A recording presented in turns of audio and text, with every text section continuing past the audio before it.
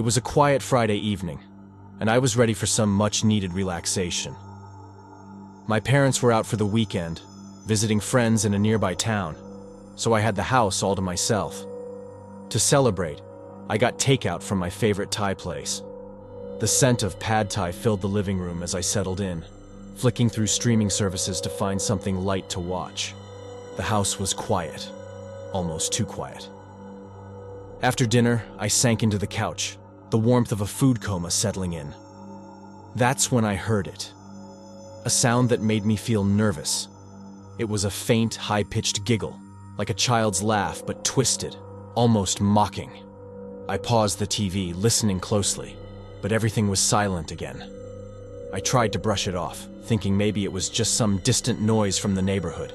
A few minutes later, there it was again, louder this time, and unmistakably coming from inside the house.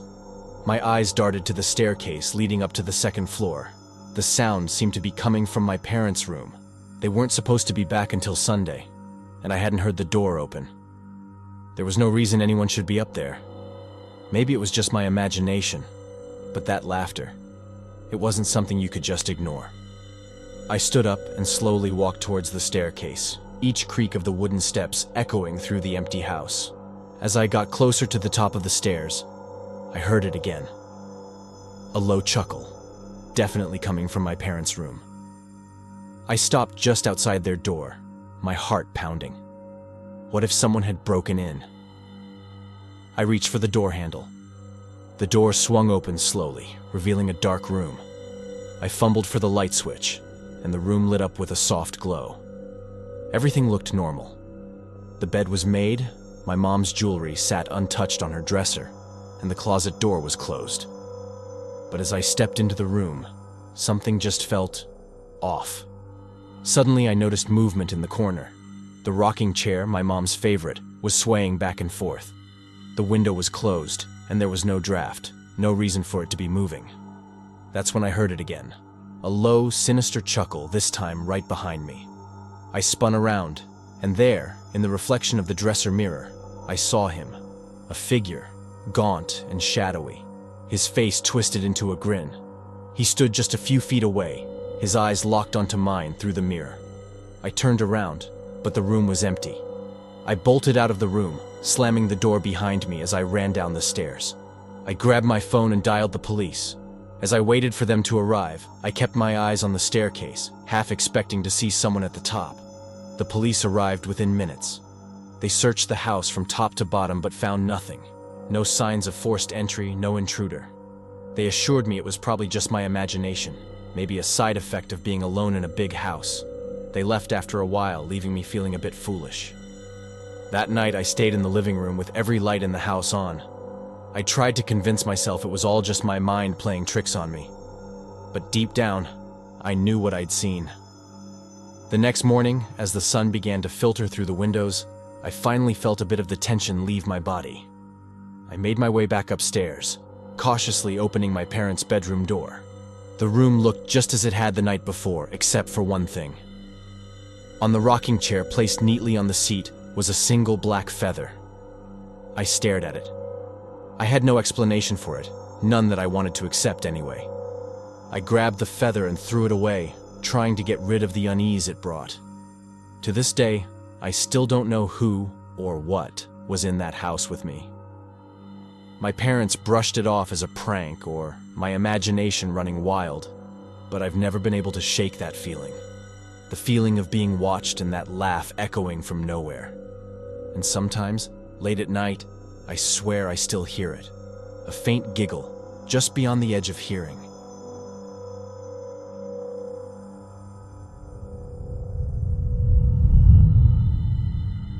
I was just a regular guy living a simple life. I worked as a supervisor at a small factory in a quiet town in Oregon. Life was easy, maybe even a bit boring at times. I had my routine, work, jogging in the park, and relaxing at home with my golden retriever, Buddy. Everything felt normal, and I never thought anything would change. One cold January night, everything changed. I had just come home from a long day at work. The cold made me numb, and all I wanted was a hot shower and an early night. I turned on the TV and started getting Buddy's dinner ready when I heard a sharp noise outside. It sounded like metal clanging, strange enough to catch my attention. At first, I tried to ignore it, thinking it was just a neighbor with car trouble. But then I heard another sound, a loud bang. My instincts kicked in and I looked out the living room window. I saw my truck, my old pickup, damaged and smoking. My first thought was Buddy. I needed to get him out. My hands were trembling as I grabbed my phone and called 911. I hurried to the door with Buddy, my voice shaky as I told the operator what was happening. The fire outside flickered, casting shadows on the snow-covered ground. I stood on the porch, the cold wind cutting through me, feeling helpless as I watched the flames consume my truck. Suddenly, I noticed movement in my living room. A figure in dark clothes, rummaging through my things. My heart pounded as I realized someone had broken into my house. I grabbed Buddy and ran to my neighbor's house. I knocked hard on their door, hoping they were home. Luckily, they were. Karen, my neighbor, opened the door, her eyes wide with shock when she saw me. Karen asked what had happened, but before I could answer, she noticed the fire behind me. I told her to call the police. There was someone in my house. She pulled me inside, and her husband, Jim, grabbed his phone. We waited for the police. The sound of sirens getting closer was a small comfort, but it didn't change the fact that my home had been violated. Within minutes, the police and fire department arrived. Firefighters focused on the fire while officers cautiously entered my house. I stayed with Karen and Jim, holding Buddy tightly, my eyes glued to the window. I watched the police move through my living room, their flashlights cutting through the darkness. They were inside for what felt like forever, before finally stepping out with serious expressions. One of the officers told me that whoever it was had left, but they would search the area to be sure. That night felt unreal. The fire had completely destroyed my truck, and the intruder had vanished without a trace. The police found no leads, and over the next few days, I tried to put my life back together.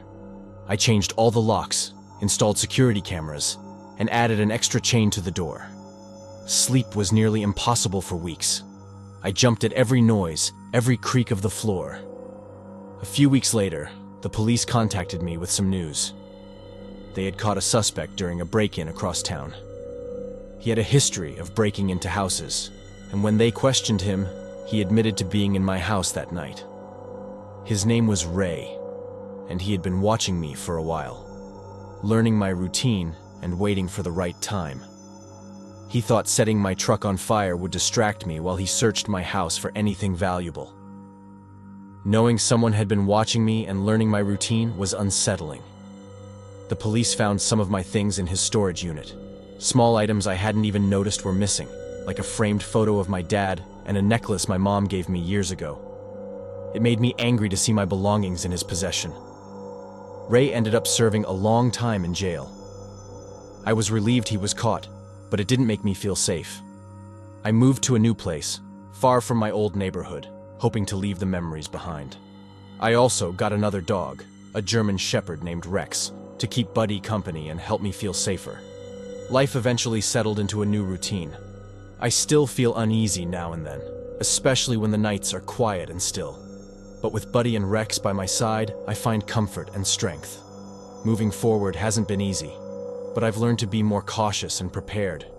I may never forget that night, but instead of letting it control me, I use it as a reminder to appreciate each day and the safety I've rebuilt.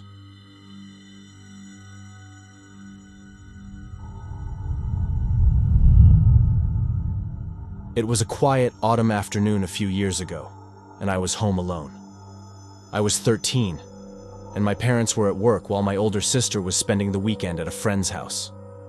We lived in a small, one-story house on the edge of town.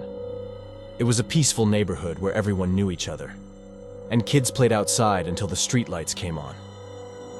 I was relaxing in the living room, watching videos on my tablet, with the wind rustling the leaves outside. After a while, I decided to grab a snack from the kitchen. The kitchen window looked out over our small backyard, which led to some woods. As I poured myself a glass of lemonade, I noticed something move outside. I looked up and saw a man standing at the edge of our yard, partly hidden by the trees. He was wearing a long, dark coat and a hat that shaded his face. He seemed to be staring at the house. We almost never had strangers around, and I hadn't heard anything about someone coming by. I tried to tell myself he was just passing through, but I kept glancing out the window and I saw that the man was still there, now closer near the garden shed. I moved to the living room to get a better view of the backyard. From there, I could see the man walking closer to the house. He was moving slowly, like he was trying not to be noticed. I ducked behind the couch. The man walked to the side of the house and disappeared from my view. I tried to stay calm, telling myself maybe he was lost or looking for someone, but deep down, I knew something was wrong. A few minutes later, I heard a noise at the back door, a rattling like someone was trying to open it. I crept over to the hallway and peeked toward the kitchen. The door handle jiggled again, harder this time. I grabbed the closest thing I could find, a heavy flashlight, and held it tightly, unsure of what to do next. Should I call the police? Should I shout for help? Suddenly, the rattling stopped. I peeked around the corner and saw the man's shadow moving away from the door. He was heading for the basement entrance. Our basement had an old storm door that led outside, and I knew it didn't lock properly. I ran to the front door, flung it open, and sprinted across the street to our neighbor, Mrs. Wilson's house. I knocked on her door, and she opened it, looking surprised. I quickly told her what was happening. Mrs. Wilson didn't hesitate. She pulled me inside, locked the door, and grabbed her phone to call the police. We both looked out her front window, watching my house. A few moments later, we saw the man come out from the side yard. He wasn't wearing his hat anymore, and I could see his pale, thin face. He looked around and then quickly walked down the street, disappearing around the corner. The police came soon after, but by then, the man was already gone. They searched the yard and found that the basement door had been damaged. The officer said it looked like the man had tried to get in but ran away when he heard me leave. They took my statement and promised to keep an eye on the neighborhood.